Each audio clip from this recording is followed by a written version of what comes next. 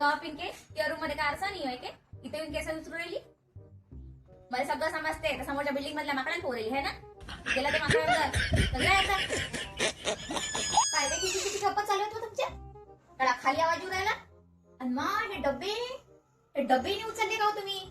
काय माहिती पोरी आहे तुम्ही. काय माहिती पोरी आहे तू हे झाडूही नाही मार.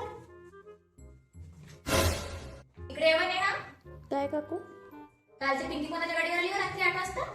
मी पाहू राहिली खिडकीतून. काकू तो तिचा नवीन बॉयफ्रेंड होता. हो काय हो. थांब आता येऊन देते सांगतोच सांग. ओ पिंके दरवाजा उघड मग. ओ पिंके दरवाजा उघड. का हो पिंके रात्री 8 वाजता कोणाच्या गाडीवर आली मग तू. काकू तो माझ्या आत्याच्या मावशीच्या काकीचा पोरगा होता. मला नको शिकू.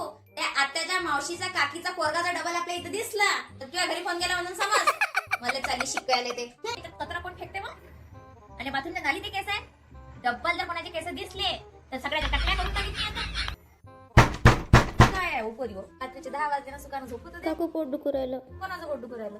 आता तर संध्याकाळी दात काढून राहिले ते खिकी खिकी खिकी. तुम्हाला माहिती आहे 7 वाजता गेट बंद होते. 7 वाजता नंतर बाहेर जायला म्हणे. काकू तिचं लय पोट दुखू राहिलं व. माझ्या डोळ्याला पुडाची गोळी मी आणतो. काकू तिचं डोकं दुखू राहिलं आणि तिला उलटे होऊ राहिलं. आम्ही 2 मिनिटात येतो ना जाऊन. चल मग मी येतो सोबत. नाही राहू द्या काकू आता बसली तिचं पोट. तर झोप मग. मला झोपू द्या सुकानं.